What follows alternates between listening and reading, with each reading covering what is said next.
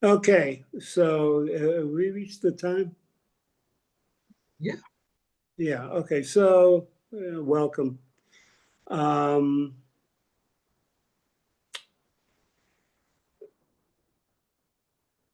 so, we're doing, it says we do this Gemara, which in a certain way is prep for the codes that we follow, even though we keep on going back to the Gemara. But it gives us a lot. We have here, it's so great to see the very seams of developing halacha, both in how halacha is discovered, how halacha is created, and I would say that's part of the crucial nature. It's true of all halacha, but the crucial nature of Isur V'Heter is that decisions are being made all the time. Hachra, people are deciding which way to move on something, and there will be, you know this already, but there'll be principles that remain principles, and there will be other principles given new information that will bend and be redefined, and eventually, when we come to the codes, we'll see which principles win out, but almost always there's an eruption of the old principle. But what about, principle that we've left out? So that's what we're doing. So these are the crucial doping for that. But let's just, Noam, do the ratio of the Mishnah. Tzadi Vav Amud Bet. Do the ratio. Sure. Let me just pull it up because my Masechet hasn't appeared yet. Okay, I got it. Yerech shenitbashel ba gid hanashe im yesh ba benoten tam harei zo asura.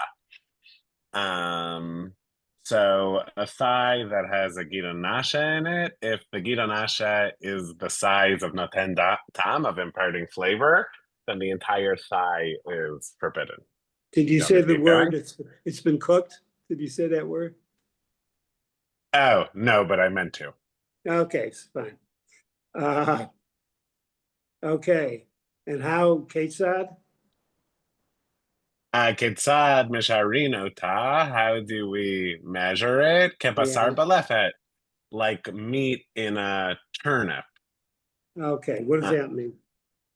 It means that you would basically take meat the size of the gidanashe, and you would take lefet the size of the thigh. And if you judge that meat, when cooked with the turnip, imparted flavor to the entire turnip, then the gidanashe would be forbidden, if that makes sense. Okay, very good. So the yerach becomes transformed into what? Just repeating it. The yerach is if I'm not mistaken, if I remember correctly, the yerach is the lefet. The yerach is what? The lefet, the turnip. In the lefet is the lefet, and the gita nasha, the basar. The basar. So the basar into the lefet is representing the gita nasha into the yerach. Okay, now, so do the first Rashi because we run the ratio. Do the first Rashi. Okay, Kesar balefet ro'in ki'ilu hayerach lefatot. So we see the thigh is like Is it a verb? Lefatot. I thought it was a noun. Especially because the next it is a noun. Are big. So if it's a noun, what would you say? Yeah. Not lefatot, but what would you say? Leaf tote. Left tote. Not leaf tote. Leaf tote. Sorry. Yeah. Yeah. Right. V'hagid. Leaf tote. Go on. V'hagid basar. So yeah, you see the thigh like it's turnips, and you see the gidanasha like it's meat. The ilu haya no. Ten tam basar keshiur hagid. Wait a second, once you look at that, Hagos Sabach is helpful. We'll go with Hagos Sabach. Okay, 1 second. Rashi dibur matchil kebasar v'chulei. הבשר כשיעור הגיד בלפתות, כשיעור הירח הזה אסור. Okay, very good. Okay, okay. Okay, the shiurin, you know, there's more words in the Rashi itself, but we just did those words through the Bach, okay? The shiurin. The shiurin halacha l'Moshe Sinai. Right. The Gemire, the Behachi Mesharina, the Afal Pi She'ilu Haya Kruv O Kaflot Haya Tzarich Pachot O Yoter. So it, like Davka has to be basar, Davka has to be lechet and basar, some other kind of vegetable like cabbage or something else. Then what do you have, Ruben? The measurement wouldn't be exactly right. What, Ruben? I think the kaflot are leeks. Yes, they're leeks. Okay, yeah. they're leeks. Okay. Right now, I'm going to posit to you that there's some change has taken place just in two lines. Okay, we have at the beginning. I'll just say what I have in mind, instead of trying to drag out something that might be correct. We have the beginning of Yeshbam no same time. It would seem, just on a basic level, you need to taste something, right? And then you taste it. Maybe you taste a b'diavad. Problem with tasting is that it may be very awesome, but nonetheless, tasting is involved. And then it switches. Because the question is Ketzad, because you can't taste the damn thing, right? So, because it's usher, maybe. So you do basar belefet.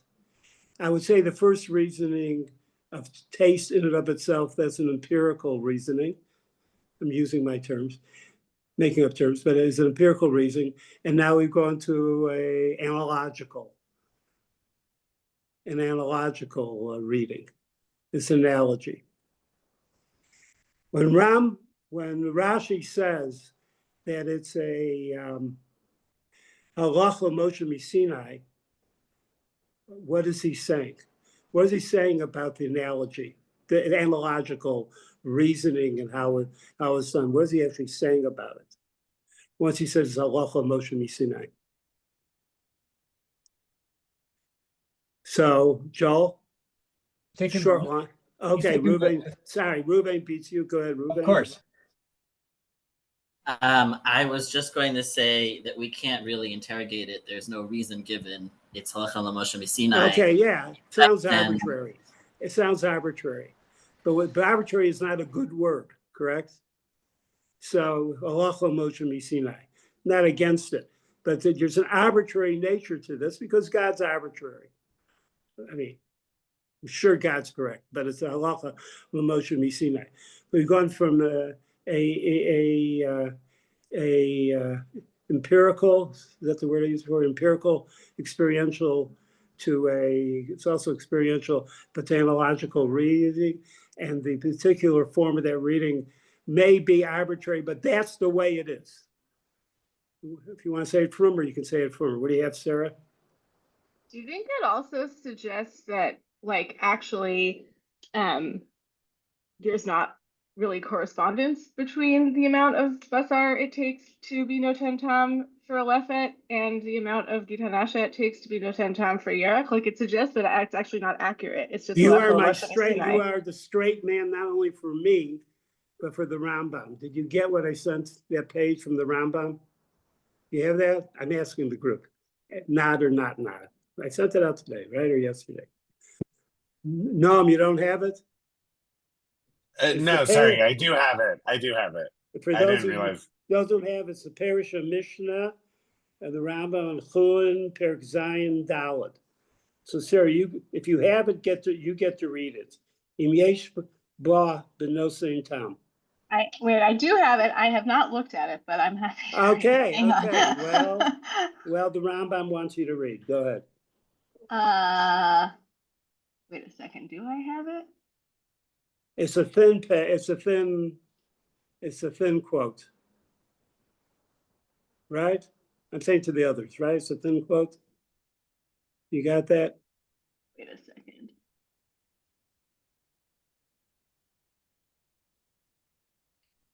This is in the PDF that you sent earlier? Or It should be. There are pictures, gruesome yeah. pictures, and there's also a Rambam. Unless Rabbi didn't send it. Did he send it? I think it's at the very bottom, Yiri Yeshanim Kivasar Belefet, at the very, very bottom of the last page. Kivasar Balefet Rotzel Omar? Yeah. Okay. Rotzel Omar Shiten Botam Bechday. No. That's there's a couple more. Oh, okay, fine. Yeah, start from there. Fine. I apologize. Do it again. Basar Balefet. Kivasar Balefet Rotzel Omar Shiten Botam Bechday Shimsa Ta'amo Bechech. Like in your mouth. Like in your mouth. כמו שימצא אדם טעם הלפת המבושל בבשר, לפי שהבשר נותן טעם בלפת יותר מבשר צמחי. So this is the way it works. According to the Rambam, we've not, in terms of that, we'll say move from Rashi, we go from arbitrary analogical reasoning to Rambam gives a scientific analogical reading. A turnip is more susceptible to receiving taste, and that's why we can. Of course, we argue, but there's no reason to argue. He just gives, it's a great scientific reason, and and that's how it is. So I would say very quickly, and this is my last trick for the night. The rest of the time we just learn. Okay, my last trick for the night is we move from empirical to analogical to scientific. But it's not the end. It's not the end of the move. We'll see a little bit later. If not this week, then we'll get it next week even more. But we'll see a little bit of another form of reasoning to get to this. Because that Ketzad is a big question. Okay, so we got that. We did the Rambam. Okay, that's good. Now, let's look at the Tosfos. Should we do for a whole Mishnah? I don't care. We're going to look at the Tosfos. Im yesh ba b'nosei tam harei zo asura. Max, you want to do it? What? Max, please read the Tosfos. Okay. Lav b'gid lechude misharinan, debifte klipa shesvivav misaya legid leasur. Leasur or leasur? I don't know my grammar. To make it asur. Yeah. Which one is it? To make it asur. Yeah, no, but how do you pronounce it in Hebrew? Leasur. Leasur. Yeah. We went to the seminary. I mean, you should know this. Okay, leasur. I don't know any grammar, right? To me, go ahead. The misha shenimlach neasar kedei klipas hamuflo. Okay, so you don't just use the gid itself when you're doing the shear, but you also have to include the klipa, what surrounds it, and that helps you get to the or that's included in what could make it asur, because once not to make it asur, to make it something else asur. This is the concept which we'll get a little later of Chanan, Chaticha, which is short for Chaticha Hamuteret Atzma Naasa Nevela. That at some point, because of an influx of non-kosher material, the piece of meat, which is nominally mutar, now has gone to a place not only that it has non-kosher material in it, that it itself is a body. It's a chetza in literature terminology. It's a chetza of Isur. By saying that we include the gate, what are we saying? What are we saying? The chesed is First. larger. Okay? There's a For problem. Yeah. You're saying for the Yerech, you're saying. I'm talking now about, no, that's how you measure. But I'm not really talking about that. I'm talking about the line before. Im yesh ba b'nosein tam. Talking about the line before. So nosein tam is the, did you say, is the yerech, not the, did you say yerech? Yeah. Oh, I'm sorry. So it's the yerech, yeah. So that. So now the yerech as a chaticha chanan, chaticha nasa nevela, chaticha muteret atzma nasa nevela. It becomes a nevela, right? It becomes that. It's and now it has larger impact because it's the space. It's including the klipa, and a klipa, just for all definitions, a klipa is a slim scraping with your really good scraper, and you have a really thin scraper, and you scrape the whole thing, and it comes out. Hopefully you try to get it out in one piece. There should be gas to some degree, but it's actually quite thin. That is also part of one of the questions of the Gemara and Halacha in general, is like, how far does an Isur extend into? But there's a problem with this. They're making an assumption here, correct? Tosos make an assumption. Well, it's not just the gate. It's not just the gate. It's also the klipa. That's like an assumption. Unless it's Torah Misinai, which is whatever, and maybe it's right. And that's why he brings the next point. Perush, who's reading? X, you're reading? Perush. Perush Rabbeinu Ephraim, the Nefarish Dela Amriyan Chasicha Atzman Nasa Nevila, Ela Bebasar Bechalav Atu Shapir. Okay, Rabbi Ephraim, yes, Hanan, that's a principle. It's a restricted, localized principle, only in Basar B'chalav, because Basar B'chalav is unique in that. Somebody know this? What's Basar B'chalav unique? Is Basar something mutter? It's Asur Bahana. You're too sophisticated for me right now. I'm talking about the creation of the Isur, because it takes two things. Everything is mutar before. Everything's mutar until you put them together. Chitcha Torah, as the Gemara says, and the Rishonim keep on repeating it. Chitcha Torah, the Torah made a chiddush. Two mutter things that are very different put together creates a Isur, but nonetheless, it's only restricted to that case, and not for Shar Isurim. That you have to know that term. Not for Shar Isurim. It's a very localized thing. Rov Rishonim go against Rabbeinu Ephraim, but Rabbeinu Ephraim stays in his place, and he's going to pop up all the time, and now he pops up here. According to Rabbeinu Ephraim, what's those next two words? Basar B'chalav, what's the next two words? Matt? Atu Shapir. What goes well? What goes well? The idea that we do Kidei Klipa and not just the Gid itself. Exactly the opposite. Funfakir. You got it exactly right. Oh, wait, you're saying? Because it doesn't apply. The notion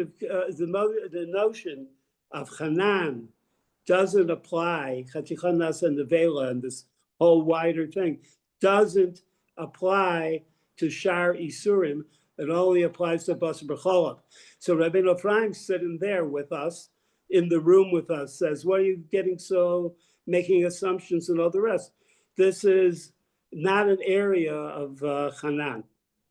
So according to him, that goes fine. Wait a second. That goes fine. Is this understandable? The reading, the way the Mishnah, the way the Mishnah is written is just fine. It just says that the Gid is a problem, and nothing else is a problem, according to Rabbeinu Ephraim, because these laws don't apply to Shar Isurim, they only apply to Basar B'Cholav. So he pops up, and we have to recognize that. But in the meantime, Rov Rishonim and the Balei Tosfos as a whole, not just as a whole, all the rest of the Balei Tosfos evidently, don't go like Rabbeinu Ephraim. And there is a notion of Hanan, the Shar Isurim.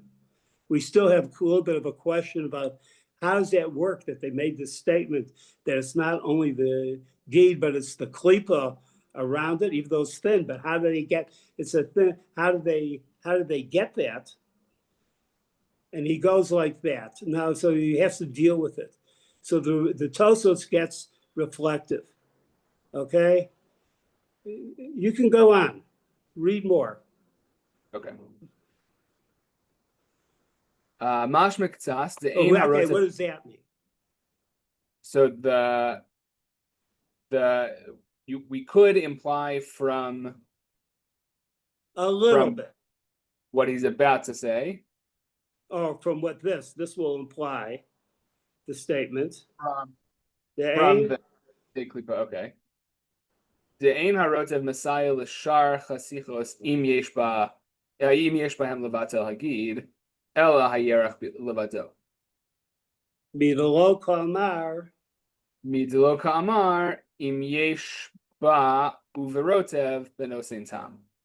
Yesh Bahem. But I had a thing to cut that up, but im yesh bahem. Bahem. No, it's Bahem. No same time. Okay, let's try to take that.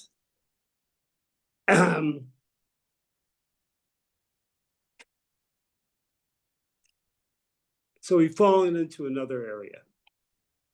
We've fallen besides from the area of the empirical, and we've gone that whole thing in the area of analogy. But this also brings to this whole measuring of Isur. There's a notion of Shishim, even though they haven't really said it. We have to come back to Shishim, but they're talking about getting Shishim. What does Shishim mean? If there's Shishim Keneged HaIsur, if there is 60 against the Isur, what happens to the Isur? Mevutal. The Isur is Mevutal. The Isur is voided. So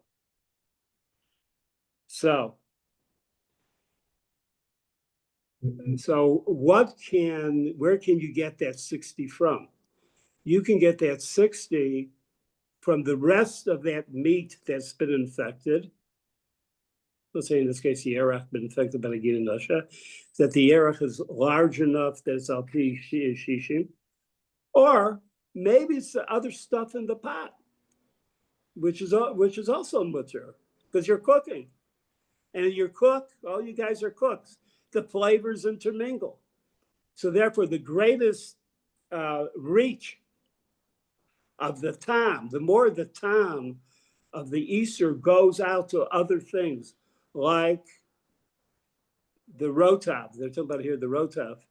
But later on, they'll add other things. Or chatichot acherot, the other pieces of meat in there. So the possibility of infection is greater. That's the problem. But there's something which is very good, and that is the possibility of creating shishim is much greater. You have a large pot, and the Isur is whatever size the Isur is, and now it's trying to overstand its reach. It gets mitigated by the fact that the taste has gone out to so many things, and therefore achieving shishim to be mevatel the Isur becomes more quickly.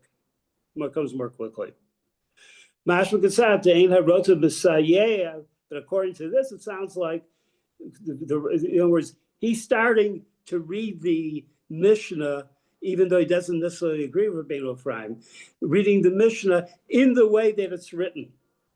Because if you take the Mishnah, how can I say, like literally, without assumptions, assumptionless, Mashma Katsat the Ein HaRota B'Sayeh L'Shar Chatichot, The rotav doesn't help along with the other chatichot of meat, all these things which are mutter and which the taste is going into them. Im yesh behem levatel hagid,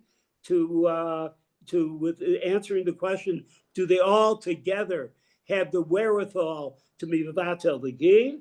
Ella hayerech levado. It's only the yerech alone.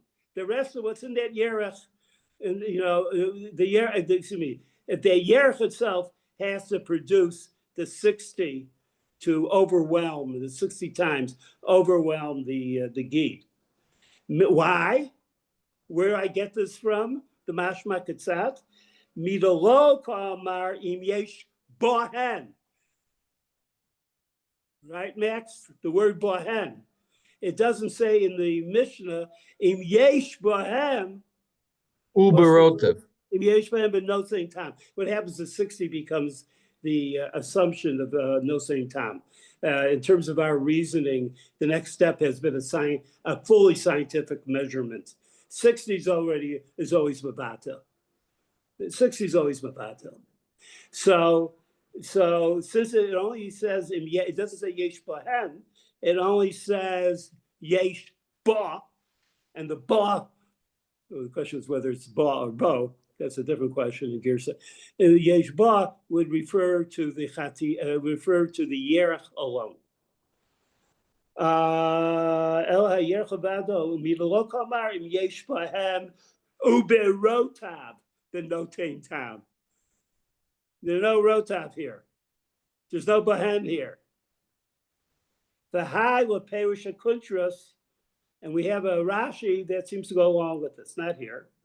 The parish parak called basar. Gabe tipas cholav. A tipa of cholav falls in, this is Rav Hino Ephraim's area, or all our area. Actually, I should say, a tipa of cholav falls on a chaticha. The ka'amar b'gemora lo shanu ella shenir v'chisa. So you have the case that is brought. Is that okay? Seems like an case that the tipa of cholav falls on the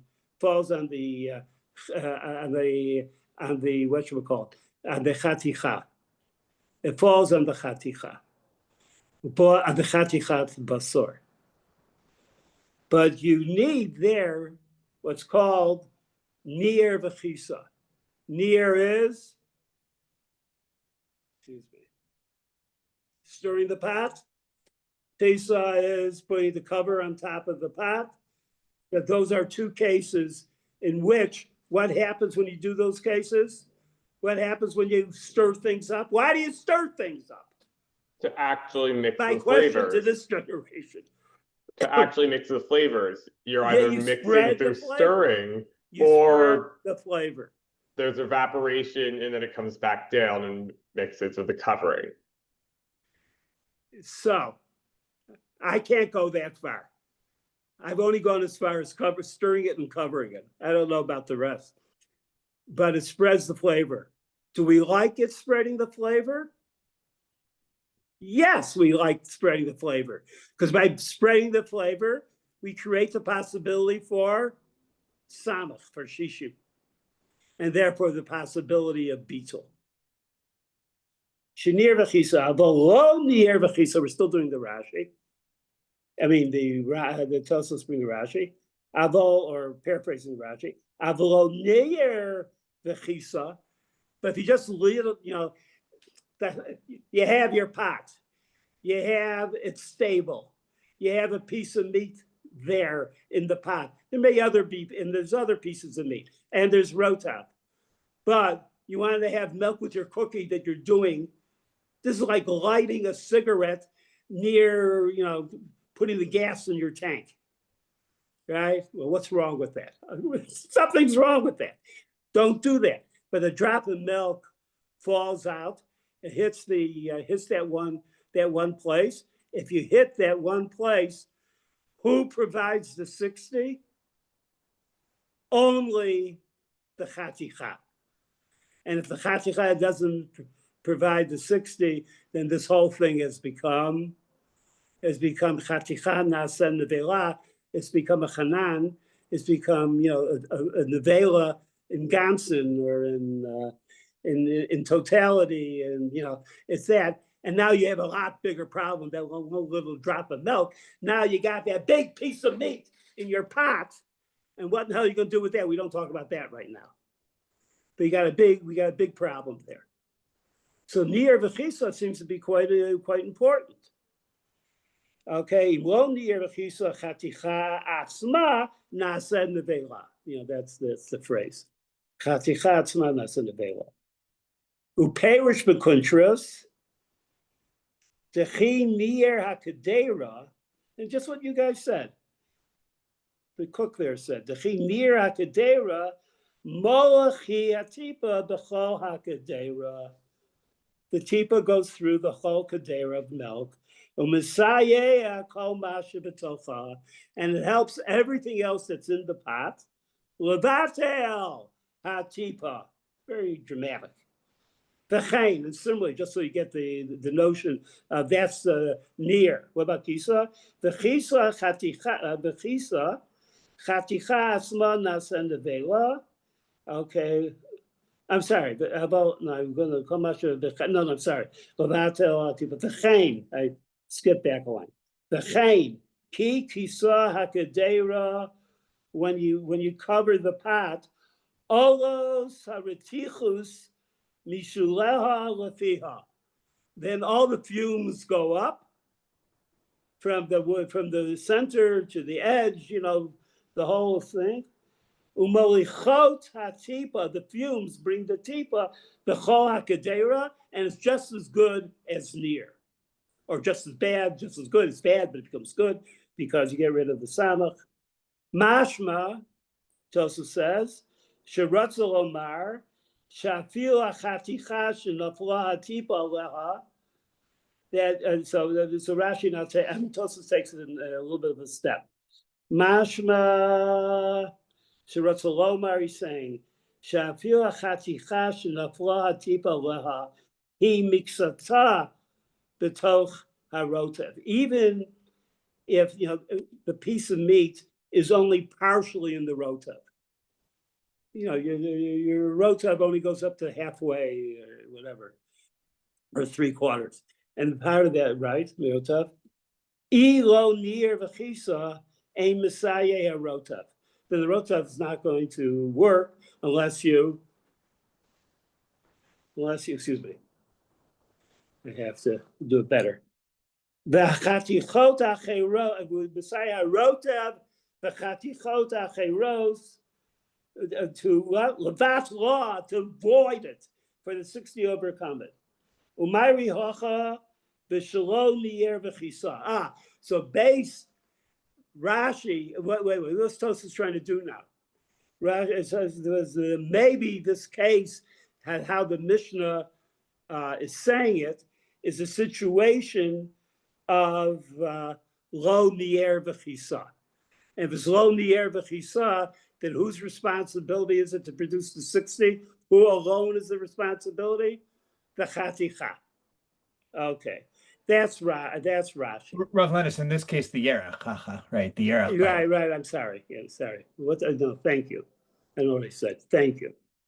The Yerach. And I bring it back to our, right. The Yerach. Right. No, I got it wrong. That was good. Thank you. It was the Yerach. Well, right. Maybe Joel, can you spell out the parallel between our case and that case? Sure. So Rashi thinks the case in Kol Basar, right, it is where there's a little confusion because Tosfot thinks the only way it works is if there's a piece on a piece, essentially. But Rashi thinks even if the piece is in the rotev a little bit, right, it doesn't spread the flavor throughout everything. It just infects that piece, which makes our case worse because then the rotev doesn't come in and the other pieces don't come in to help get to 60. And therefore the chatichanas and nevela. And so he said, well, our Mishnah, which doesn't mention the other thighs, and it doesn't mention the rotev, it must be, or you can read it per Rashi really nicely, because it only, the Gidanasha only infects that Yerach locally, and then that whole Yerach is not Sen Nevela, not in the Rabbeinu Ephraim world, but, and then would infect everything else, right? So that's Rashi. Yeah. Now there's a machlokas. Good, thank you. There's a machlokas with the re. In fact, Joel, continue reading. Well, a re nira. I have to find it again. Hold on a second. וכן חיזק הדירה, שרוצה לומר שאפילו החתיכה היא מקצתה בתוך הרוטב. Oh, the re nira. Okay, we're skipping a little bit. Okay, who's the re? The re is Rabbeinu Yitzchak Midam Pierre, or Yes, Yitzchak Hazaken, excuse me, Midam Pierre. He's one of the major Balei Tosfos. Okay, good. Right, the second most quoted Tosfos, is that right, Rav Lexi? Yeah, second. He's the most quoted by me, but he's the second. Oh, most quoted by you. Okay. Yeah, Rabbeinu By Tam's everybody first. He's number 2. נראה כשהחתיכה שנפל האיסור עליה היא מקצתה ברוטב, לא בעינה ניר וכיסה. Right, he thinks no. When the piece that we're back in Kol HaBasar now, you have the piece that's in the rotev, and a little bit in the rotev, and you have the drop of milk falls on it. You don't need to stir or cover, right? V'hatam ire. So what about there in Kol HaBasar? Why is it the case that you need to stir and cover? Keshachaticha kula chutz l'rotev. Right, the case there in the Mishnah and Kol HaBasar is when the whole piece is outside of the rotev. De'az ein mitpashet ela beni'er bechisa. All right. Then the only way that the milk flavor goes into all of the pot, and you can marshal all the forces in the pot against it, not just the local piece, is when you stir or cover. All right. Keep on going. Right. V'havi matzi lememar lo shanu ela b'chaticha miksata berotev. Right. But you're able to say actually that they only taught it when the chaticha was actually a little bit of the rotev. Okay, stop there. Stop. Okay. What's the machloket Rashi and Tosfot? I mean, excuse me. Yeah, Rashi and the Re. What's the machloket? The Re thinks that if no, start with Rashi. Rashi thinks that even if a piece of meat is sitting in some sauce and with some other pieces of meat, that if it gets infected with milk or anything that's asur, it's initially only locally infected, and so it itself becomes an entire isur before the other. You can't count the other things to 60. You can only count the piece itself to 60. Right. And the Re thinks no. The moment that no wait. So where's near v'chisa for? Good. Rashi says that if you drop, even if the piece is in the sauce itself, unless you stir it, then you can't count all the stuff in the pot, only the local piece, right? It's only when you stir you can count everything, right? The Re says no. The Re says once the piece of meat is in the sauce, that flavor is going to go into all of the milk, is going to go into all the sauce. So it doesn't need near v'chisa. Exactly. All the forces come in, even without any local manipulation by the person cooking, shall we say. So when does it need near v'chisa? That would be if there's a piece on a piece kind of case. A piece on a piece. You have one one piece of the chaticha on top of the other. What do you have, Lexi? Right, and I think Rav Joel's already articulated this a bit, but each of their opinions ends up having a sort of chumrdik and more megil element to it, right? Which is that, like, depending on how much there is in the broader mixture, it's like if the broader mixture has 60 times the amount that falls, but the piece doesn't, then, and it's at all in the sauce, then the Rees is ultimately more mekel, right? Because it means everything can combine, everything's going to be batel, whereas if the piece doesn't, according to Rashi, unless you've stirred it, that piece is going to be aser, right? But on the other hand, if you didn't have enough to batel, whatever fell, then for Rashi, you could isolate that piece, and the rest of it would be fine, whereas for the Re, it's entirely infected. Okay, great. So that's the Rashi and the Re. But now Tosfos says, let's get serious here halachically, right? So let's see. With that introduction, continue. Ella.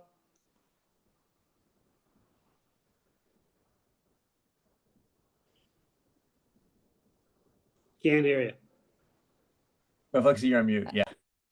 Probably start from Have Apologies, Matsu. From Have Matsu Meimar. Well, I think you should start from Have Matsu the Meimar. That's the beginning of the whole idea. Okay. I'm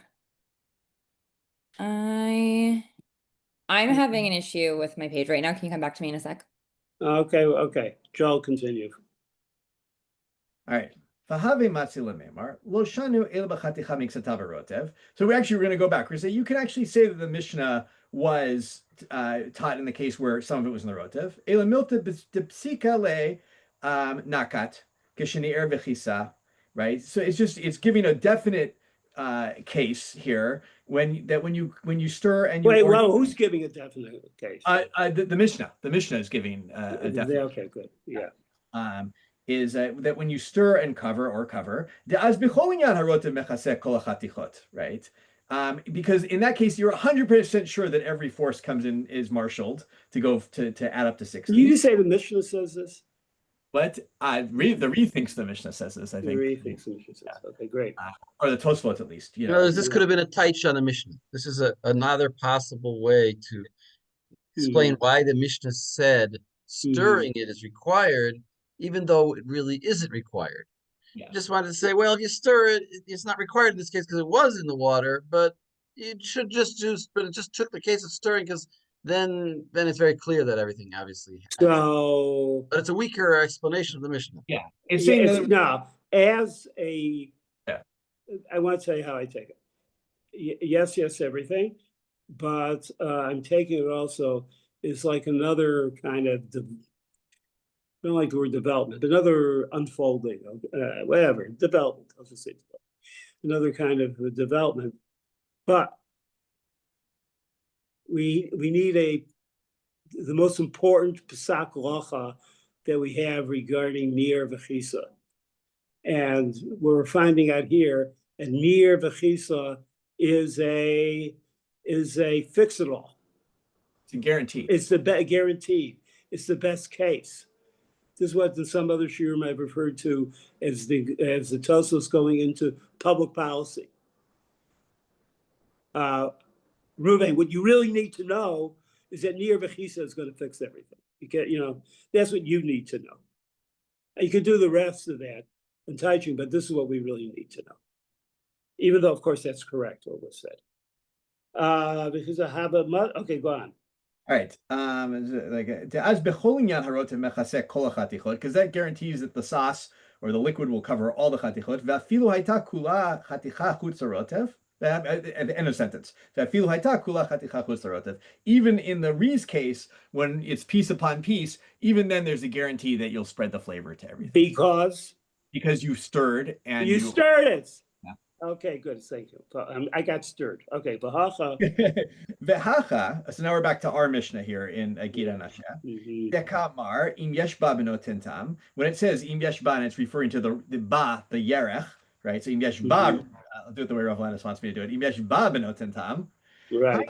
Al yedei shelo haya ba imarotev shishim levatel tam hagid. That's talking about because there's a case where the rotev doesn't have, even with the rotev, it doesn't add up to 60. So the rotev is irrelevant.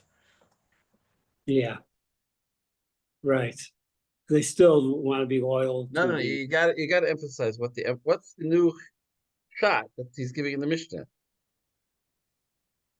The Mishnah said without the rotev, and he adds two little innocent words that change it a little bit. Im ha-rotev. Yeah. Yeah. He's saying, let's let's amend the Mishnah. Let's put in some words into the Mishnah. That's what it really meant. In other words, the Mishnah really meant ima rotev, and that's the way the Reed would have to learn it. Yeah, it's I mean, you have to. Let's review this Mishnah. This Tosos quickly. Let's do a sikum. I got 3 points. When you are figure out the proportions regarding the yerech against the gid, the yerech against the gid, we're hearing this refers to the gid and the kedei klipato and the klipa around that. This is the shitat Rabbeinu Ephraim cannot apply here. Rabbeinu Ephraim's against that because there's no chanan and shari surim. So this is according to the Rov. I'm saying it. The Rov Rishonim, according to Tosfot, he has to take care of Rabbeinu Ephraim, but this is really what they're interested in. That's point number one. Point number two, for Rashi, when the chaticha is entirely kula b'toch harotav, it's completely within the rotav, we don't need nir v'chisa in order to give a tam in the chol kadera. If it's totally inside, Rashi. The Tosfos, but we quote the a step further. Even if only a piece of the chaticha is within the rotav, we don't need nir v'chisa. Only a piece. Didn't give a number. Doesn't say half, a third, but a piece. You don't need nir v'chisa. So when do you need nir v'chisa? Only in one situation, according to the Ri. When that piece of meat is totally outside. It's resting on another piece of meat. So it's outside the rotav completely. In that case, with nir v'chisa, you extend the amount of taste, tam being expanded, and therefore the possibility of shishim becomes greater. Good. All right. More to say, more saying everything, but okay, let's go on. So we go to next Tosfos. No, we have to read more in the Mishnah. So Gita Nosha. Okay, Gita Nosha. Okay. Ruvain, want to read Gita Nosha? Gita Nosha shenit bashal im hagidim bazman shemakiro benoten tam. Explain it. Okay, so when we have a gid hanasha that was cooked with other gidin, which are, I guess, like other sinu type things that are mutter, when you know what you've done, like you recognize that you have cooked the gid hanasha with these other things, then you use the measurement of noten tam. Wait, look at Rashi. Makiro is not sufficient. Shemakiro. Bisman shemakiro. Bazman shemakiro, mashlichu lechutz. Oh, wait, can you be more dramatic? More dramatic? Yes. Okay. I'm not sure how, but okay. Bazman shemakiro, mashlichu lechutz. Mashlichu lechutz. Sorry. Throw it out. It's not just makiro. Oh, you say, oh, there's the Easter. Very nice. I'm continuing with my Easter in the pot. Who are you? Our tolerance doesn't go that far to something usher in the pot. Let it be there. It's not harming anybody. Well, it is harming anybody. And so you're going to throw it out? Yeah, throw it out in the garbage. Right? That's what the whole thing makiro means. Makiro, and I don't think it's an expansion. I think that's just shot here. Right, yes. Mashicho lechutz. Mashicho lechutz. Ve'ein kan ela plitato. So throw it out completely, so that nothing is left. And what's left? There is something left. Only the plita. I forget what that means. The exuding. It means like the tam. Oh, right. Of course, like the exuding. But that's important because it's still there. Okay. The no same time. Okay, good. Now, do you write the no same time? Read Rashi. Im benosen tam, im yesh benosen tam, b'kol elu. Whether or not they all have a no same time. We're going back to how we taste. We're going back to the Mishnah kind of thing here. That's what we're doing. Okay, what we said, getting this mentioned like no same time. Go back V'im Lav in the back of the Mishnah. I'm sorry for doing it this way. I can't think of it another way. V'im Lav.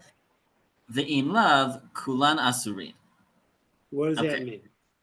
So if you are not makiro, which we know now means you see it, you immediately fling it away very dramatically.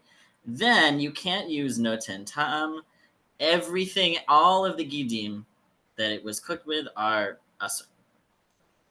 Okay, now, Kulana Surin, do that. There's two Rashis.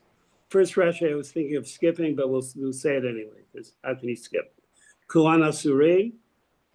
Kulan asurin, ulekama mefarish, denoten tam b'min b'mino, she'en adam yachol lehabchino, shiruhu b'shishi.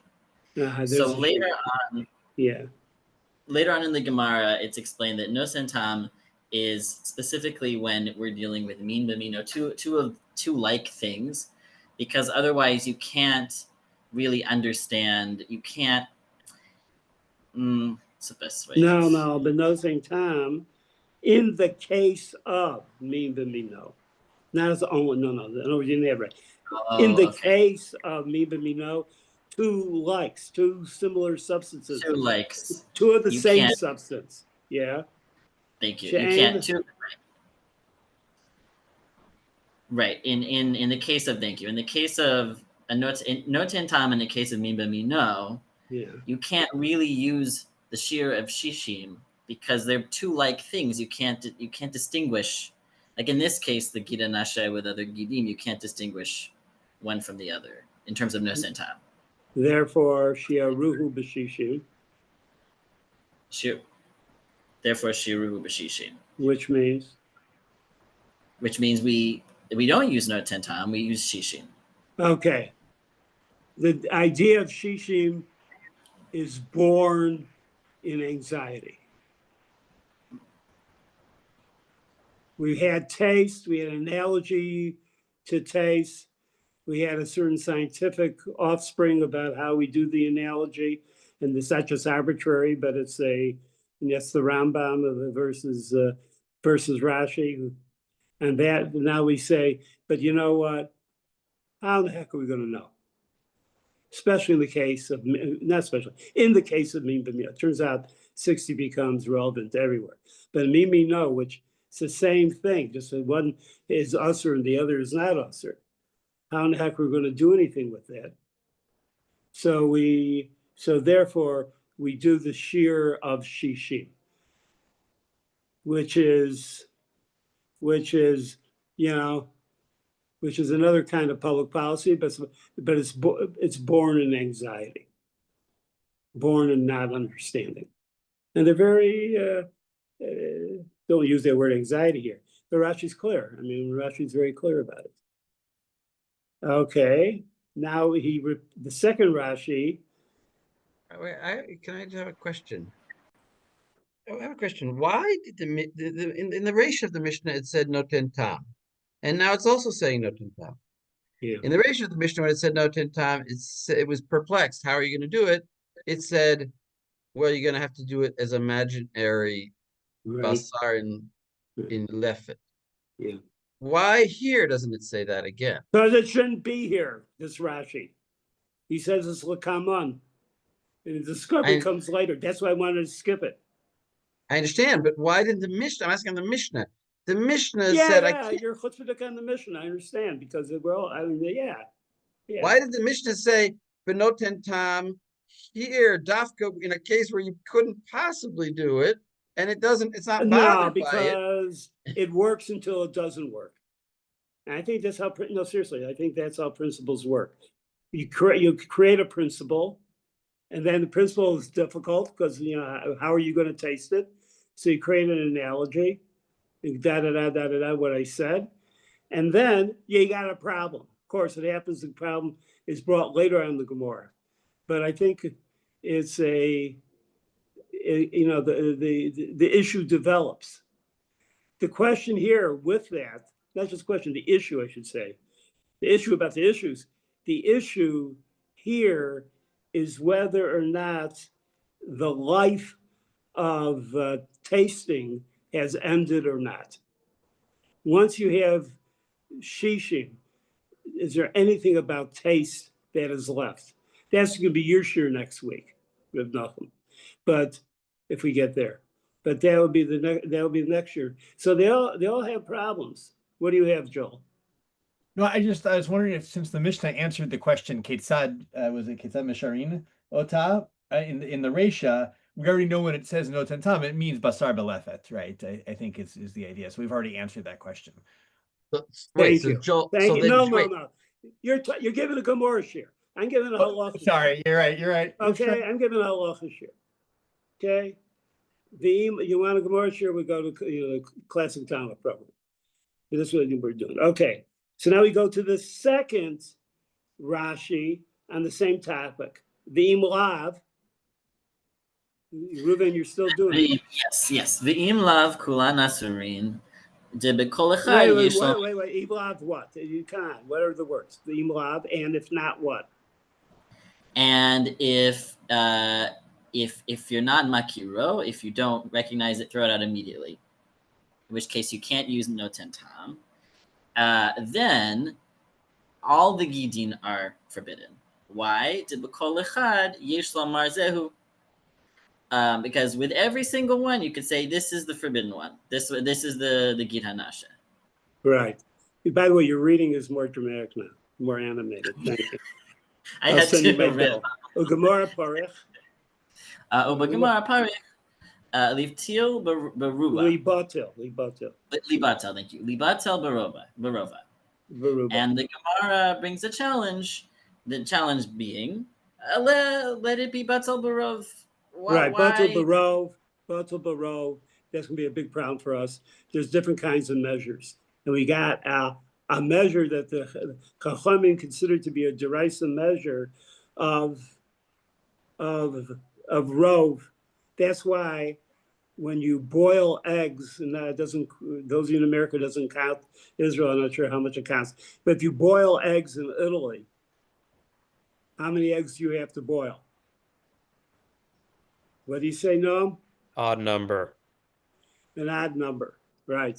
Because in Italy, it's, you have fertilized eggs, and you can buy a whole bunch of eggs, and you. But if you have a rove, how can it be? How does a rove work? It's a gezerah, right? It's a gezerah. That we'll talk another time. But we just have that. So, but here, so that's a question. But nonetheless, each one is suspect. Each one is suspect. But I want to ask the following question on that.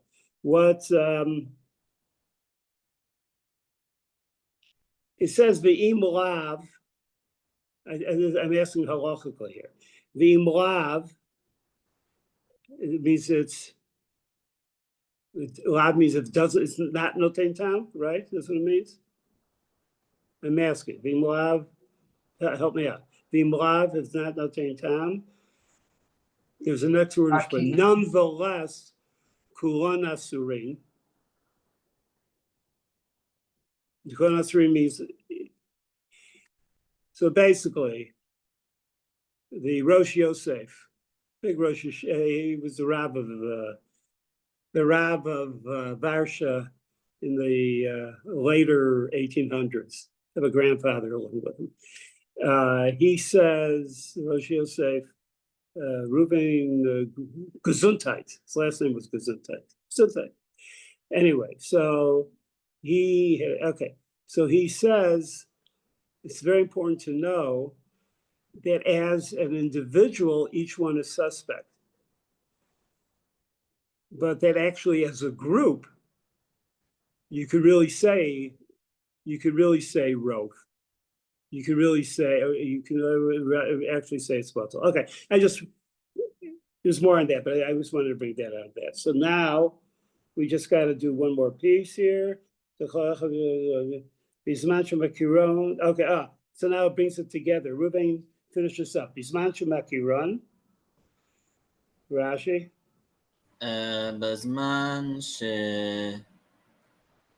I'm sorry, I've lost. Where are we? We're in the Rashi. The last Rashi in the Mishnah. The last Rashi is okay. Thank you. Okay. We haven't read this part of the Mishnah no, yet. It's not part of the Mishnah. It is. I'm just saying we haven't read the. All right, read the Mishnah. Okay. Okay. Read it. It's fine. You're right. Okay. Read the Mishnah. V'chen, okay, so the Mishnah. V'chen chaticha shel nevela, v'chen chaticha shel dag tameh, shenit bashla im hachatichot. Bazman shemakiran benoten tam. Ve'im lav kulan asurot, ve'harotev benoten tam. And why are Kulan Asurot? We'll see in Kulan Rashi. But you know already why. Yes. Okay, so wait a second. What's happened in the Seifa? What's occurred in the Seifa now? So now we have two similar cases. We have a universalizing of the principle. V'chein, you know what? This works a lot of other places. This is what we're taking for halacha. It's no saying time, but on the other hand, things are suspect. What's the deal here? And therefore, for that, we go to the Rashi. Thank you. Bisman shemakiran. Bizman shemakiran l'chatichos ha'isr misha'arinan benoten tam. Ve'i ein bahen k'dei letet tam b'shel heter hare hashar mutarot. Right. Should I pause there? Go on.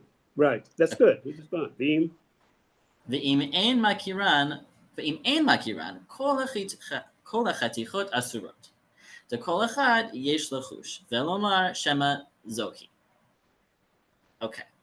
Ve'harotev mutar im ein mechatichot ha'isur k'dei letet ta'am b'kol hachatichot v'hakipa ve'harotev.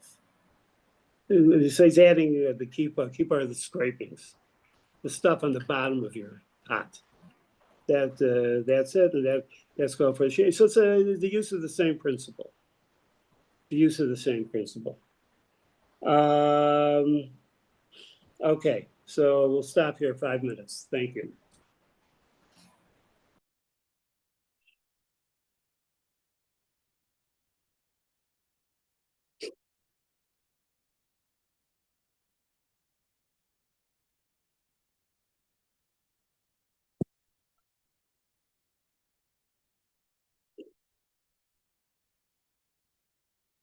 Read the beginning of the Gemara. Read the beginning of the Gemara. Certainly, just let me get my eyes on. Okay. Okay, so Amar Shmuel, Lo shanu ela shnipashel ba, aval nitzla ba, kol efochel. Megia lagid. Stop. Okay. Okay, so Shmuel is going to give some kind of specification as to where this, at least this first part applies.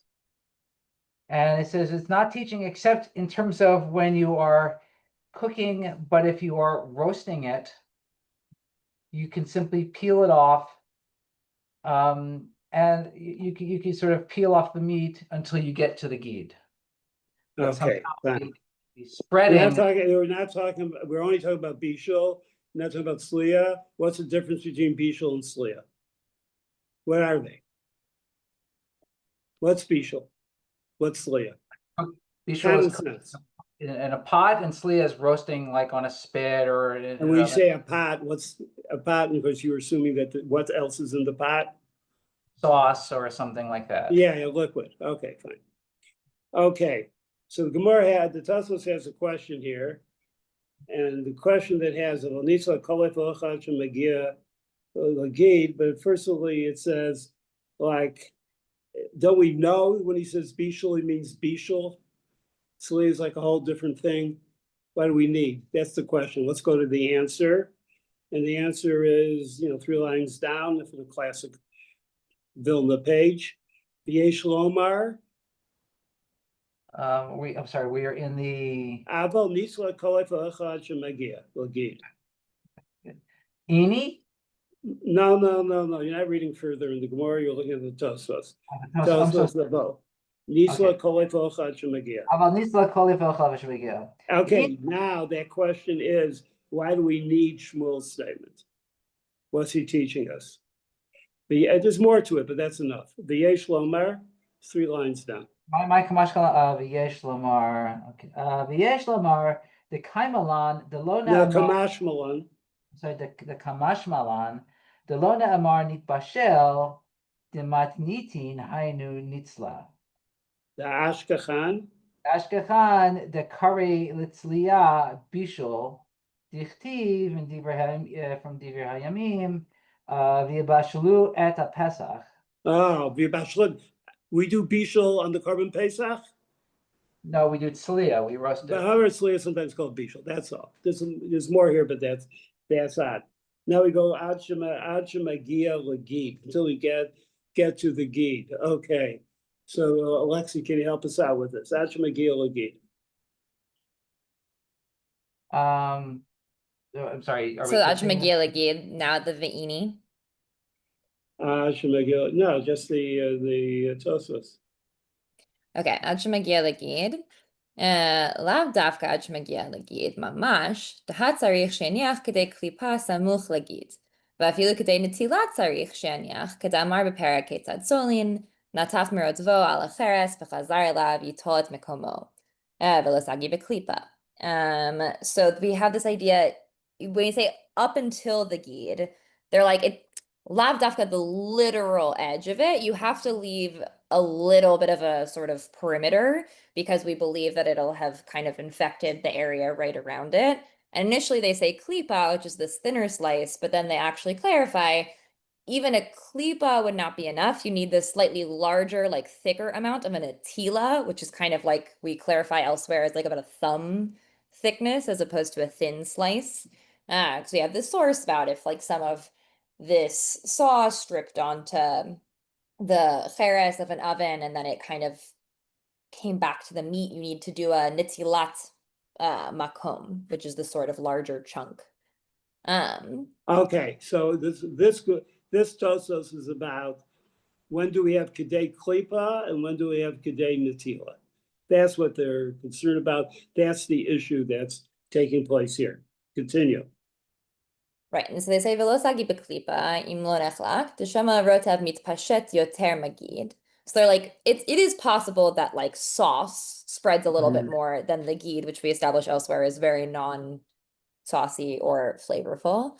Umihu lo ashkechan b'shum makom she'esagi litzali beklipa. Wait, let's still place what you said before. What was the dynamic here in the Tosfot? So there's a couple different things that we've seen. We saw initially they mentioned klipa, and then they were like, actually, klipa shouldn't be enough. You should need to do this slightly larger kind of a section, which is the kedei netila. And they quoted this bit elsewhere where we see this case of like a roasted thing. I'm trying to remember what is it just with the Pesach? Somebody else, Rav Joel's giving me a thumbs up. Where like some of the juice strips onto the oven and comes back to it, and we talk about needing to take like do a nitilat makom, which is a larger chunk than a klipa. Yeah, okay, fine. Right, so that's what do they answer? So I mean, the thing that they're clarifying is, first of all, when they say ad shemagia legid, it doesn't mean literally. You have to leave a certain amount, and while they first say klipa, they then clarify that actually it would have to be a little bit more because we don't see anywhere when talking about roasted things that you can leave only a klipa, that the really thin scraping would be sufficient. We see that you need to leave at least a little bit more than that. Okay, I would like roasted iser. I'd like to add, people look.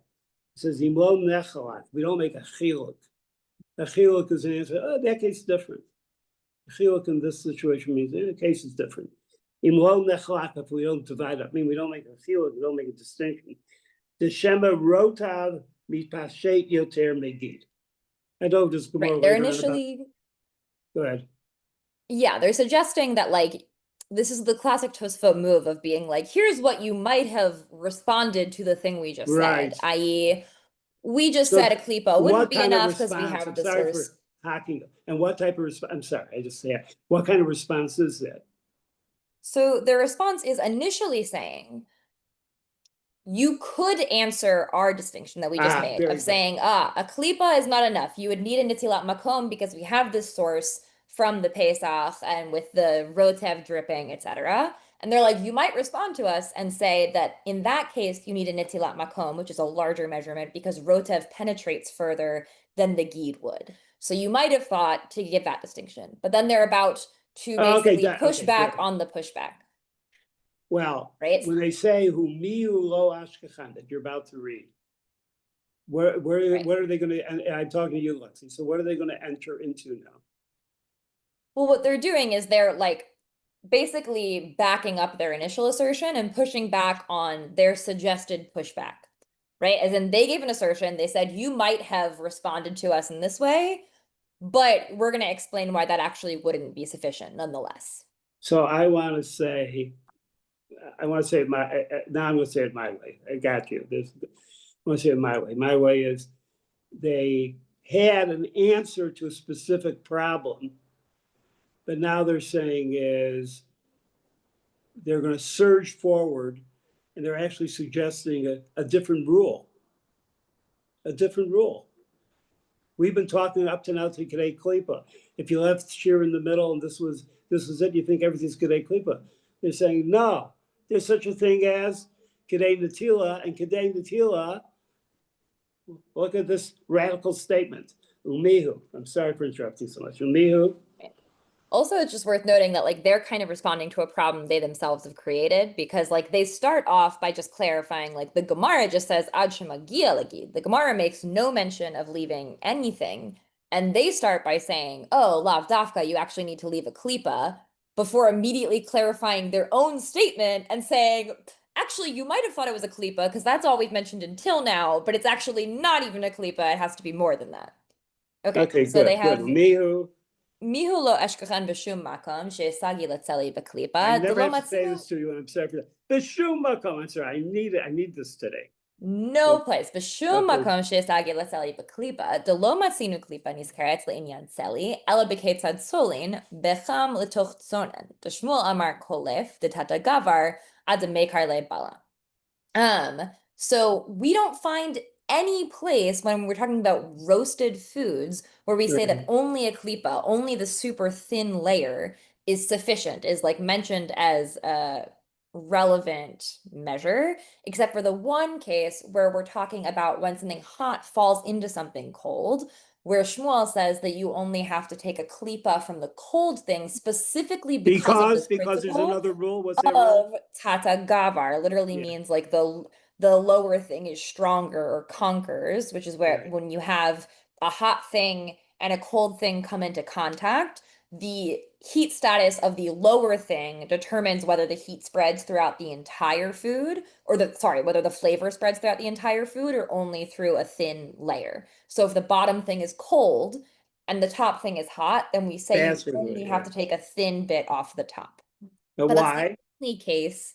Because the idea is that it basically also because there's a lot of assumptions going on around the bottom thing generally also being larger, the idea that it's going to have the ability to cool down the thing that's falling into it such that it's able to cool it before the hot thing that fell into it is able to spread its flavor throughout the entirety of the cold lower food. Help me out. Admikar le bola. That it absorbs a little bit before it cools off. What absorbs? The bottom thing will absorb some of the hot food's flavor. Or, I mean, also, like, each of them is going to need to do a klipa, ultimately. Obviously, sometimes we're talking about liquid, where klipa is a less relevant measurement. That's a whole other discussion. But, like, whichever is the heter, will need a klipa. Because before the cold thing on the bottom has the chance to cool off the hot thing, there will be some absorption between them.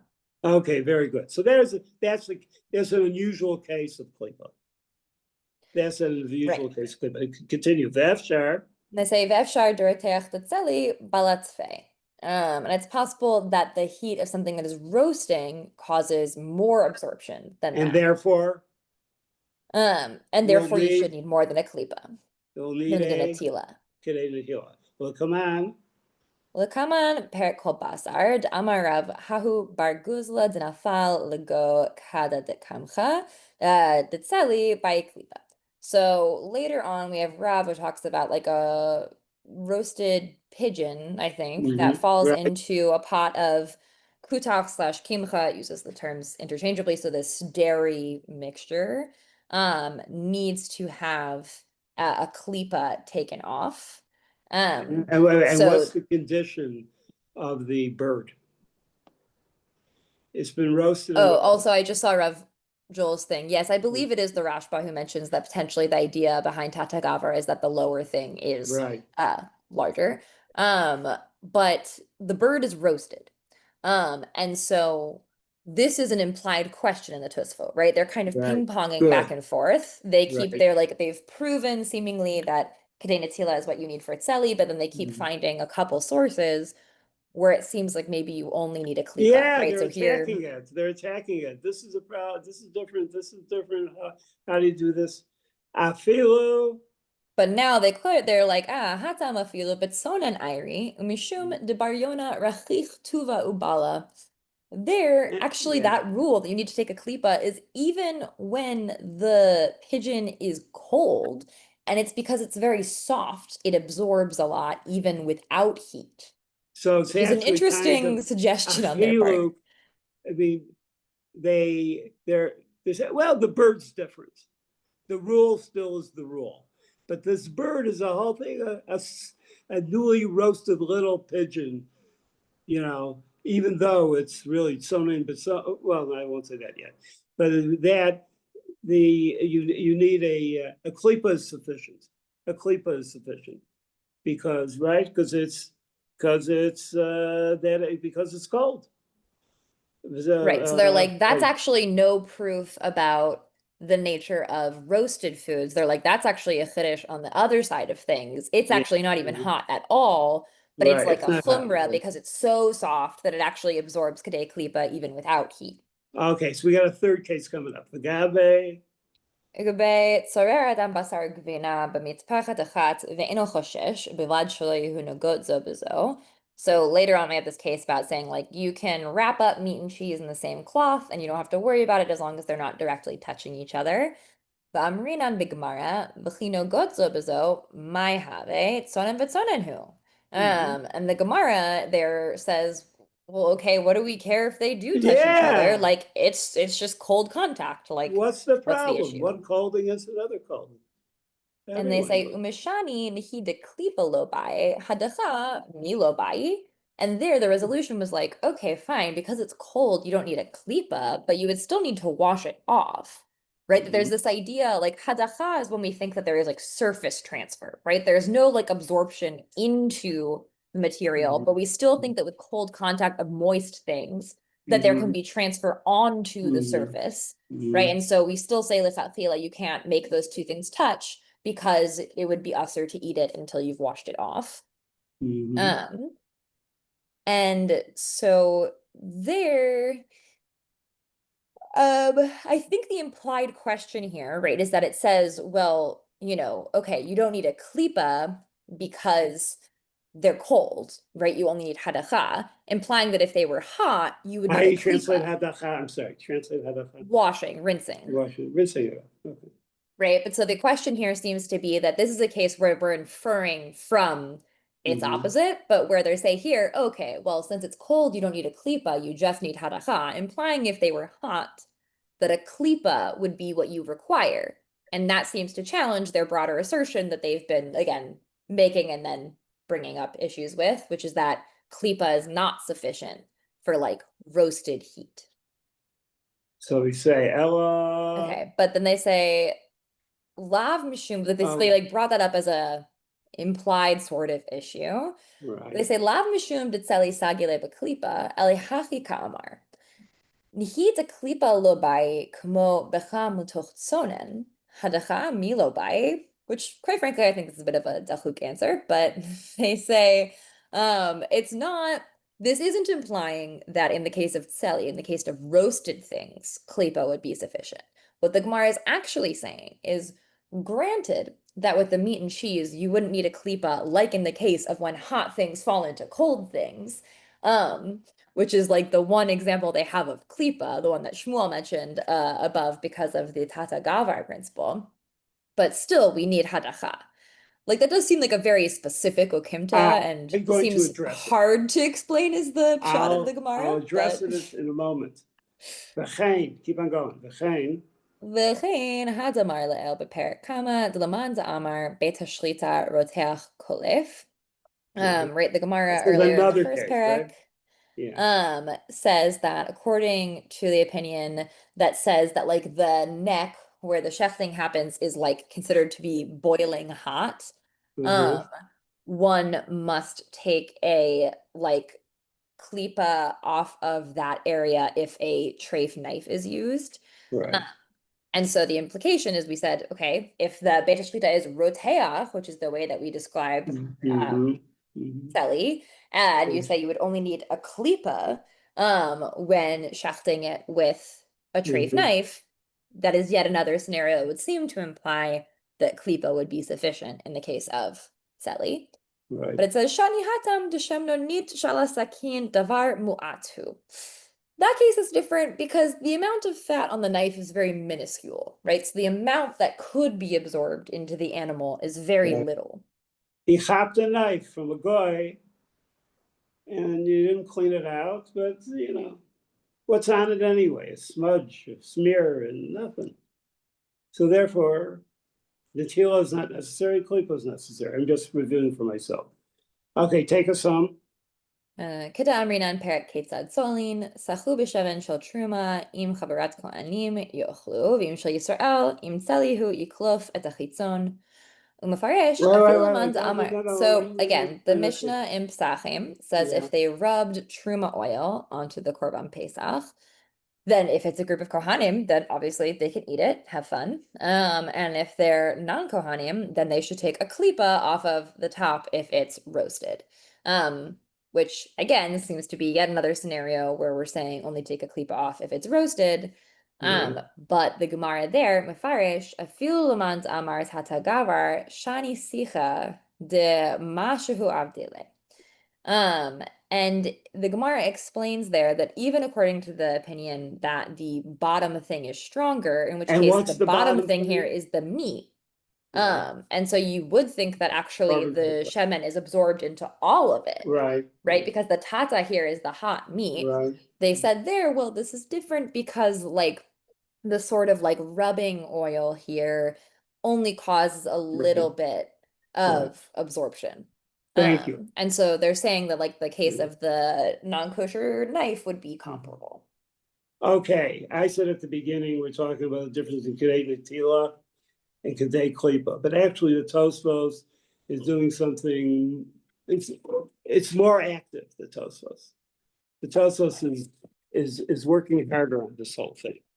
And my question is, what's the Tosfos trying to accomplish? Of course, it's dealing with Kedei Klipa and Kedei Netila. And the basic psak is, what do we say? Who reigns important or top? I mean, ultimately they defend. I'm not asking you, Lexi. Okay.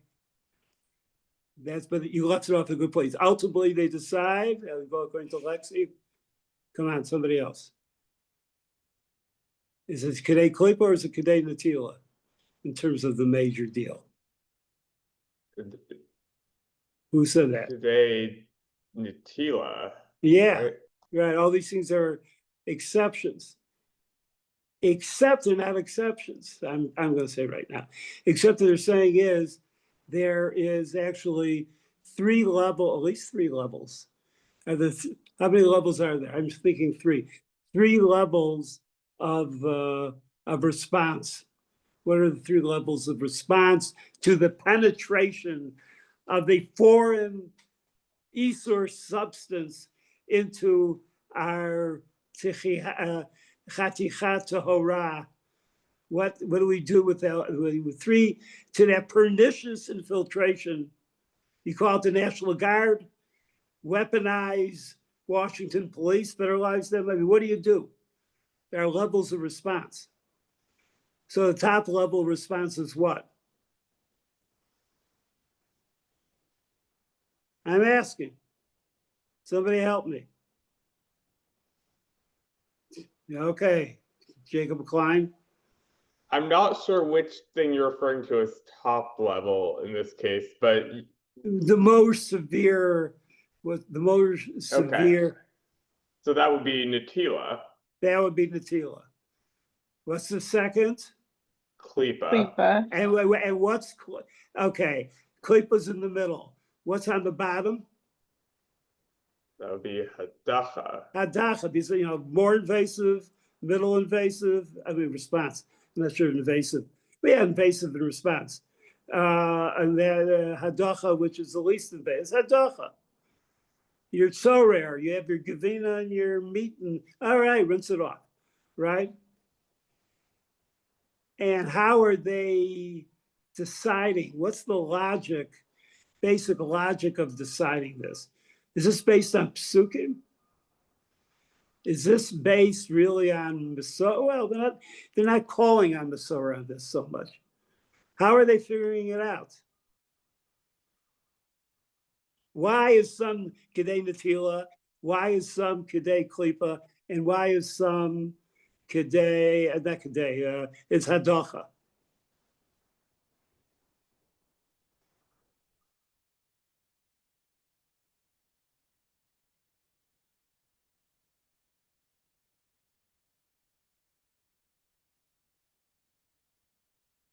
Yes, Max? Seems like some combination of how absorbent the meat is and what type of cooking you did. So about this, and therefore okay, how far do we think the Isser may have spread? right. So you're saying how far the Isser went in, which is based on the heat and the method of application, means of application. I think that's exactly right. I think that's good. But these three types, the Natila, Klipa, Hadacha, they define each other. They define each other. Which ones are we going to say one? Which one are we going to say Natila? Which ones are we going to say Klipa?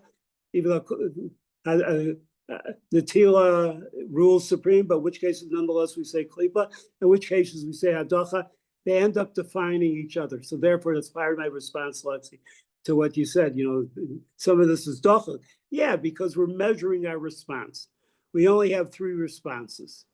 We have no other responses. We don't have the 4th responses, say a bracha on it. Bring it to the holy rabbi, who'll say a bracha on it, becomes fine. We don't have that response. So we have 3 practical responses, and that determines how this is going, and that determines how the system is being created in this regard. Without psukim, we have cases, and we have a limited a quiver of arrows to take care of hitting the target, and we have to decide which one hits which. Okay, good. Let's continue with the Gemara. We did this and this. So now we have the question in the Gemara itself. Okay, very good. Jacob, you read. Ini. Asher Megillah Gid, right? That's what you do. And now it says, I love this word. Yeah, Ini. Yeah, and how you translate Ini? Is that so? No, you translate the way you said at the beginning. You get yeah. That's what you said. Yeah. Okay. Yeah. All right. Go on. The Amar Rav Huna Gedish et Sala B'chal. So Asur L'achol Afilu Merosh Azno. All right. What's the point? So Rav Huna's had a case where a kid goat was roasted in its forbidden fat. Yeah, but look at Rashi. Bechelba. Do Rashi. So lo natal chalev haklayot. Right. So the forbidden fat of the kidneys wasn't taken. Right. And it's forbidden to feel me roshos, no? Right. You even to the tip of the ear. You can't eat from it. It's not saying, I guess, that there's a spreading of the There you Isser. go. So Tatsei, it spreads. Okay, we'll say that word next time. Right? Mm. Sure. Go on, read the Rashi.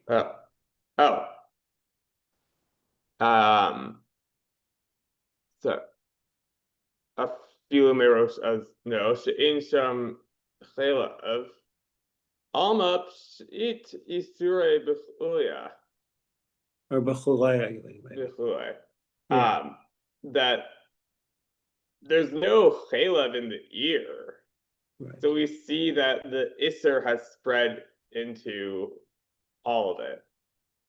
And therefore, this whole thing of ochel asher magil agid sounds off. Okay, let's get to the Tosfos. I feel me ratios no. Okay, so what's the deal here? Okay, all right. Noam, you want to start the beginning of the Tosfos? Up to you. I can. I didn't look at this one, but I'm happy to give it a No, try. no, the original Noam. Oh, sorry. No, it's confusing. You're the, how would they say it in your school? The Deutero Noam.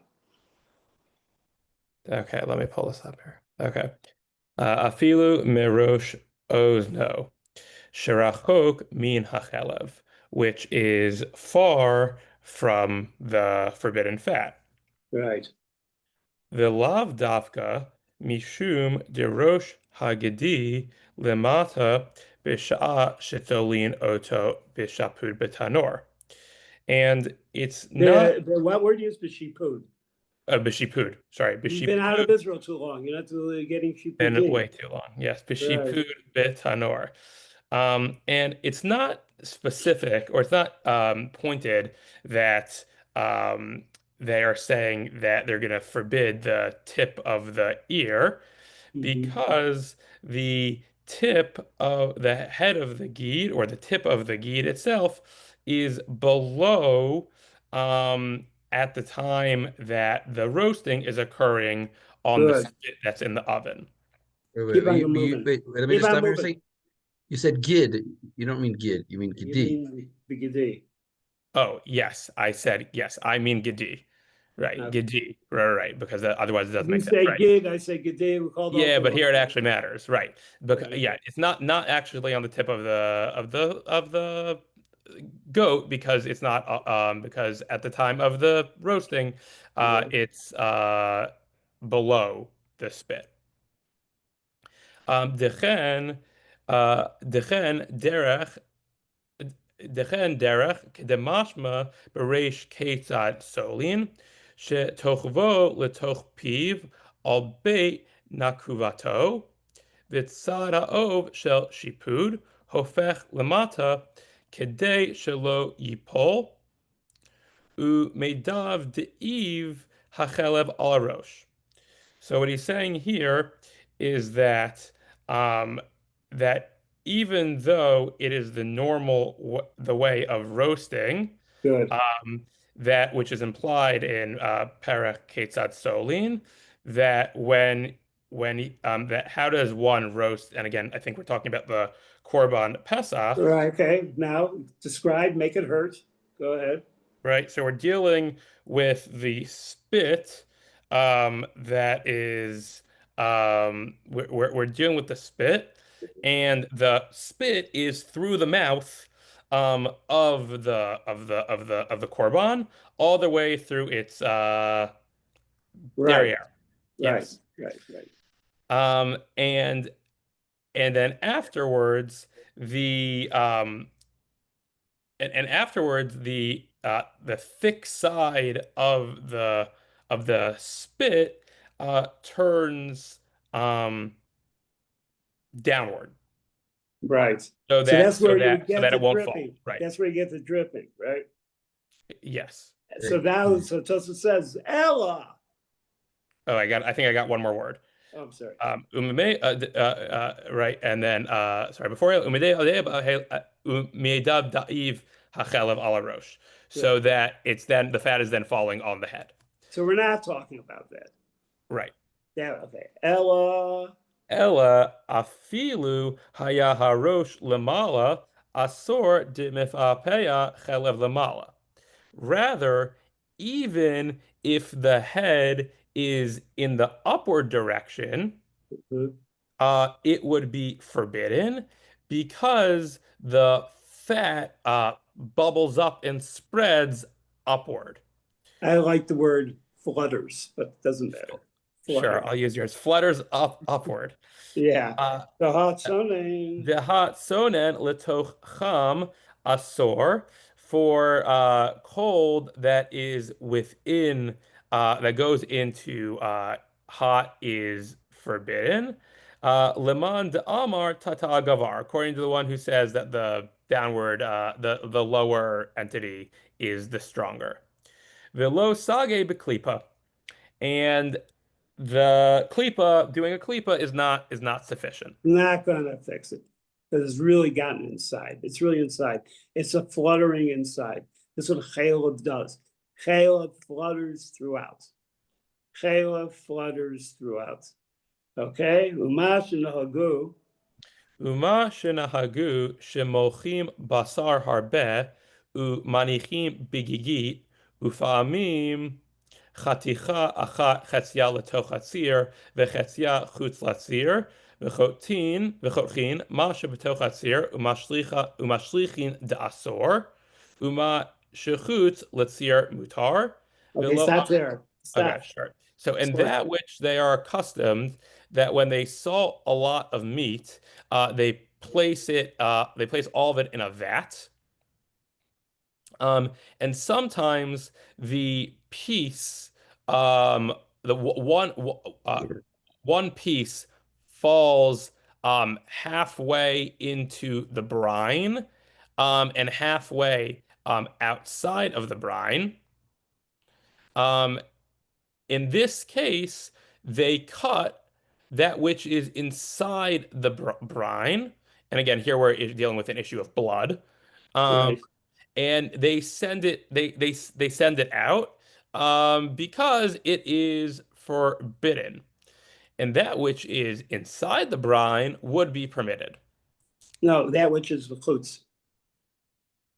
Do you translate? That which is outside the brine, right? Outside, you said. I'm sorry. Yeah, that which is outside the brine would be permitted. Velo amrinan de shefa pea hadam lemala v'asor kol hachaticha. And we don't say that the blood flutters into above and prohibits the piece. Kidamar gabe chelev. Yeah, as we say regarding the fat. So right, we're going on the assumption now. What's true with chelev fluttering is true with blood fluttering, and if it doesn't work with the blood, well, we got something wrong about the chelev. That's why it's a question. Right. So they keep the question from the dam onto the chelev. The answer, of course, is going to move it into the opposite direction. Yesh lomar. Sorry, I lost my place. Give me a sec. Okay. Yesh lomar. De'ein darko shel dam lepapea ella adaraba amrinan de dam misharak sharik. Yeah. Keshenofel ala basar velo mivla derech halichato kol sheken delo mipapea lamala. So Tosfot answer and say that it's not the way of blood to flutter. In fact, it's the exact opposite. That I guess it's a slippery slope. It drops down. Slippery slide. It's a slippery. It's slippery. Okay, and it falls on the meat, and it does not absorb on the way that it's going down. Right. Shaken off. shaken off. That's Exactly. Swifty says that. Shake it off. No, Yes. he says that. That's pretty I impressive. heard her. I Not a heard her Swiftie say myself. Vafilu. Kol sheken and this is all the more so when it's going when it's fluttering upward. Mhm. Vafilu yeshuman bivasar shebetoch hatzir. Lo amrinan de naase nevela michvat hadam v'chozer v'oser ma shechut latzir de mivapea lefi ma shemifarash harav Rabbeinu Ephraim de lo shayach hatichat ma naase nevela el b'vsar b'vchalav.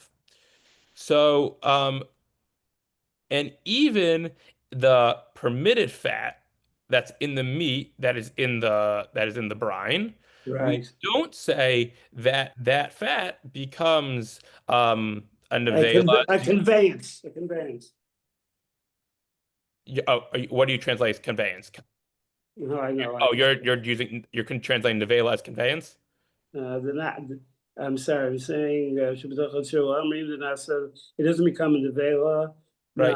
I'm throwing in the word. You're right. I'm throwing in Okay. Due to the blood,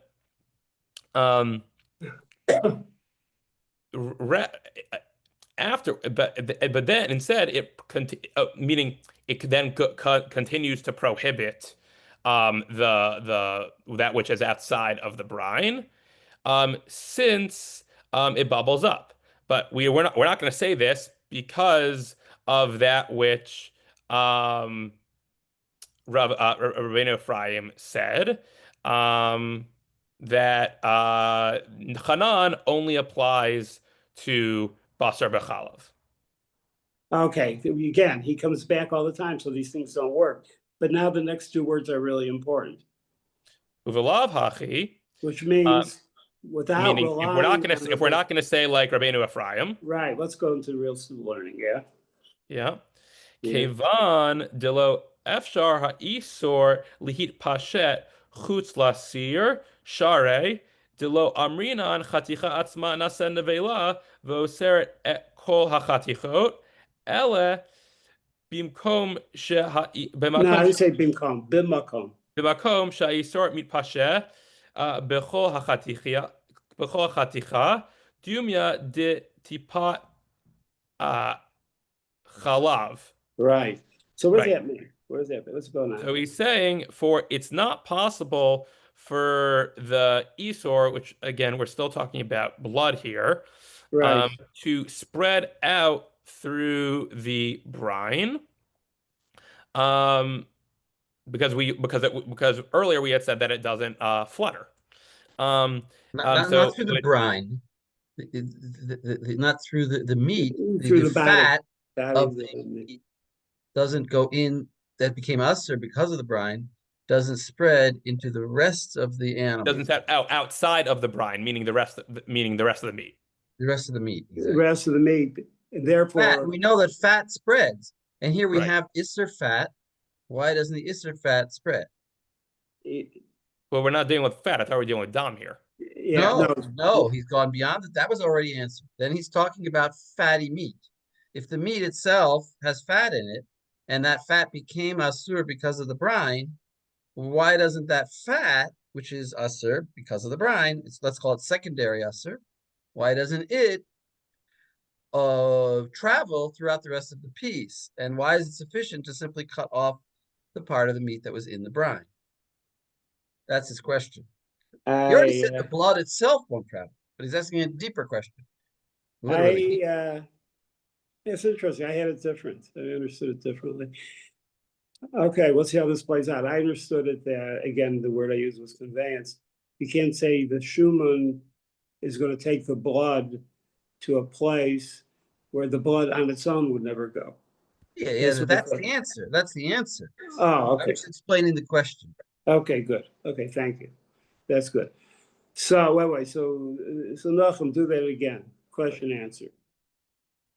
Question is, why doesn't the fat, which became usher secondarily because it came in contact with brine, with blood brine, why doesn't it now, which is usher, why doesn't it travel? We've already established that fat travels. Why doesn't it flutter up? And so he first answered, well, because it's not really Hanan, it didn't really become us. It became Usr, but it's not Hanan. And that's Rabbeinu Ephraim. And now he's giving a second answer. He says, even if you don't hold like Rabbeinu Ephraim, by the way, the first answer is bizarre, but okay, it's not a the Gemara. second answer is also straight. It's, whatever, I shouldn't give comments. The second answer is that the meat, even though the fat became Usr, it's true that the fat can spread higher. But the Isser in the fat, which is blood after all, doesn't get a piggyback ride. It doesn't travel with the fat. The fat travels up, it's true, but it can't pull with it the forbidden blood which it absorbed. Even if you do say Hanan. Right. So right. I have so to I say think my also one that's a better piggyback is a better word than conveyance. Okay. Yeah. Because we can see it. Thank you. Very good. Teda, go on. Sure. Teda, devachol makom sh'anu osrim kedei klipa. Amai ein oto kedei klipa choser ve'oser ma she'etz lo. So know that in every place that we say, know that in every place that it's only that we prohibit it according to a klipa. Why doesn't that klipa then go ahead and piggyback, convey? Yeah, right? piggyback. No, we got piggyback. Right, piggyback and make the next klipa forbidden. Uve'inyan zeh yasar kol. And then the whole piece would be forbidden. Ella hainu taima. The reason is lefi she'ein tam ha'isor over klal yoter miknei klipa. Wow. If you want dramatics here, and the reason is that the taste of the isor does not go beyond the klipa. Today, klipa is an extension and a stop. Right. It does not. It extends to the klipa, and then we have a demarcating line. You're not passing it. Okay. The Harav Rabbi Eliezer Memetz Haya Mechalek, and Sefer Yerim goes ahead and disagrees. No, in this case, no. He makes a distinction. Makes a distinction. Right. He's making a distinction.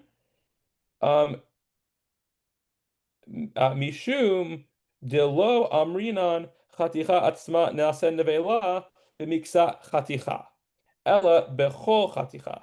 And he says that we don't say chanan with a half a piece or a partial piece, but you only say it with a full piece.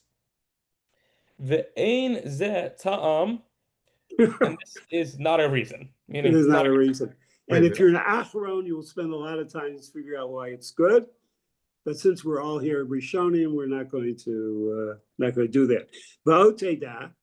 V'oteda di lo temahachi ein lecha basar mutar leolam. Right? Because if you don't do that, then don't do what? Don't do what? That the meat is not going to become forbidden.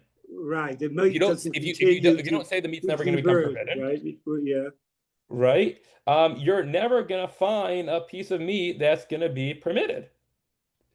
Deha kaimalan dechol habasar hanimlach kesheshaha b'melcho yom o yomayim yesh bo tam melach yoter. Because we established that any meat that is salted and sits in its salt for a day or two, it has the it continues to have the taste of meat. Not confused. It has extra taste of salt. Extra taste. Extra taste of salt. It has more intense salt flavor. Yeah. Because it's been sitting there for 2 days. Right, which proves what? Wait. No, he can finish. Oh, Well, it's saying that the salt is absorbing or causing absorption like cooking. And then if it has that taste, then it means that it's getting some of the blood, right? Mhm. Right? Vafilu hachi lo amrinan demelach sha'al habasar haneasar mechmat hadam yachsor v'yasor habasar. And even with this, we don't say that the salt that is on the meat prohibits due to the blood, such that it will piggyback on the meat. Right. Ella sarich lomar mishum de'afal pi shenivla babasar tam hamelach tam hadam shebemelach ein nivla bo klal. Wow. Because even though, so rather we need to say that because that even though the meat absorbs the tom of the salt, it does not absorb the blood that which is in the salt at all. Very good. So wait, what's happened here at the end? Great What's question. happened? This whole last thing with the with going, that be, why doesn't Kedei Klipa attach, create another Kedei Klipa? Great. What happens here in the Tosfot? So he's creating a bit of a stopping point as to how much flavor can spread, and it's sort of using an argument from absurdity, right? If we don't put the stop somewhere, you're never going to have meat, Right. because This the is right. definition of salting meat would prohibit all of the meat due to the blood. Right. There has to be a stop point. We're afraid of a chain reaction which destroys all kosher meat. And therefore we've gone very far with this, but boy, this is, and then they have to still give a reason. So the reason that they give her is just tautology, I think. I'm with the social reason that they say, or the practical reason. You can't create a system that's going to destroy itself. It can't be, the system can't be its own suicide pact. It doesn't work. And we have to say, but what about the blood in the salt? Well, there's blood in the salt, that's why we salt it, but somehow the time's not there anymore. So that's an explanation, that I say right now, that's explanation on the system correction that takes place. We have a system correction. We can't have chain reaction of trafe. The system reaction, therefore we have a stopgap. The meat, it must be that the melech does not convey the time of the blood. Okay. Hold on one second.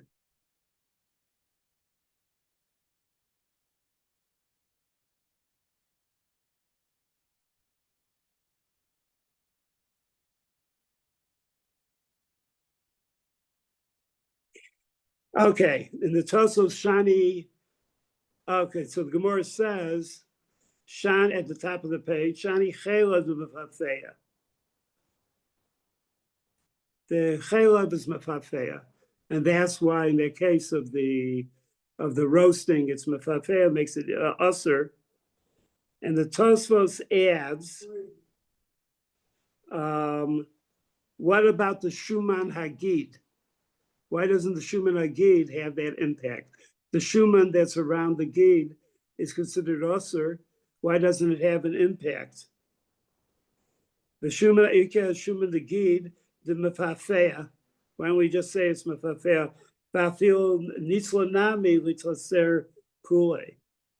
And even if those Salia would be usser, Venira would have been a time, the Shimano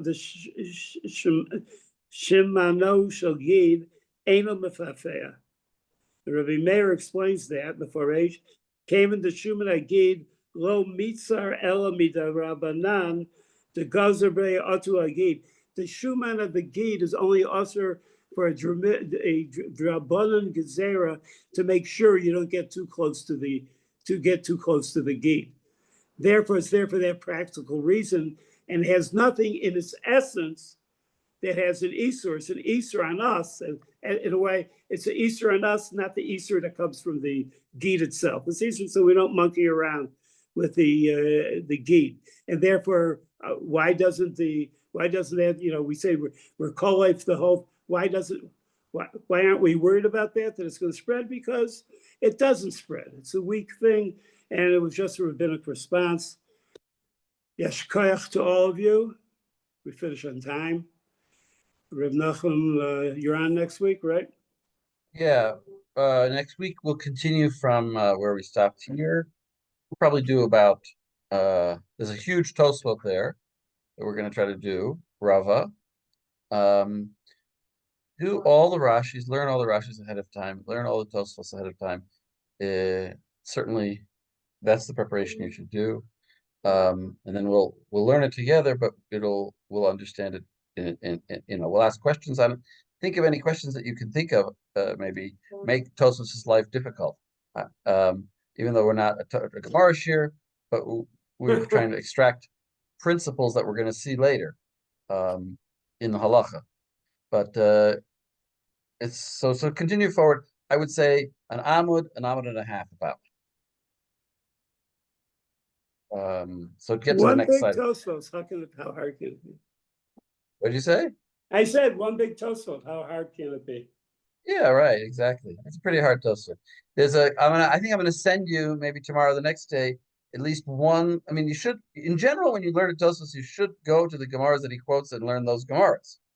Otherwise, you don't know what he's talking about. I mean, you can try to guess, but there's one in particular that he quotes that you have to spend a little more time on, or let's say it's more crucial to understand fully. I'll send that one out to you. But in general, you should learn. That's the way you learn a Tosfot, is by looking at the slices that he quotes. Otherwise, you're sort of guessing at what he's talking about. All right. So anyway, we'll see you next week. Shukayach to everybody. Thank you, Okay. ladies.